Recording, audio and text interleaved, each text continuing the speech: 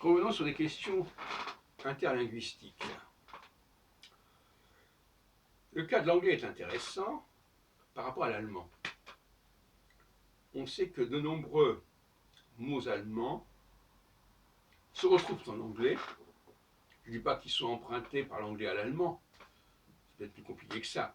Mais disons que par rapport à une racine germanique commune, l'anglais n'accepte pas certaines lettres, dans certaines situations, dans certaines positions.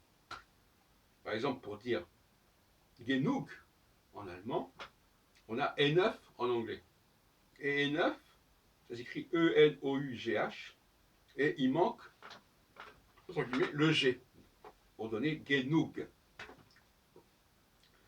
Je vais donner de nombreux exemples de ce genre. Mais on pourrait nous objecter que dans d'autres cas, le G est bien là. Par exemple, König en allemand se retrouve à King en anglais. Le G n'a pas disparu. Et nous passons sur le fait que le participe présent anglais est souvent en ing, la forme progressive. Et là, le G n'a pas disparu non plus. Alors que dans tag, ça donne day, en sagen, ça donne say, etc., etc. Comment expliquer cette bizarrerie que tantôt le G disparaît et tantôt le G est là, bien présent?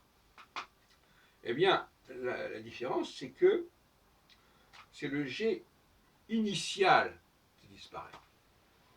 C'est le G du début du mot qui disparaît, mais non pas le G de la fin des mots.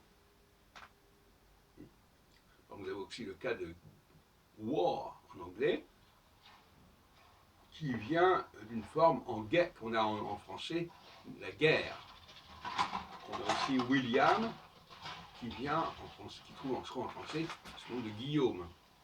Parce que le français a gardé des éléments germaniques que l'allemand, alors c'est un peu compliqué parce que l'allemand dit Wilhelm. Donc le G n'existe pas non plus en allemand de ce point de vue-là. Donc il y a tout un problème de situer le français dans la sphère germanique et de montrer que par certains côtés, curieusement, le français a gardé le G qui disparaît aussi bien en allemand qu'en anglais. Mais dans notre cas, en allemand, le G initial est resté et pas en anglais. Parmi les mots en G qui existent en anglais, il y a sing, to sing, qu'on trouve aussi en allemand. Donc là, le G n'a pas disparu.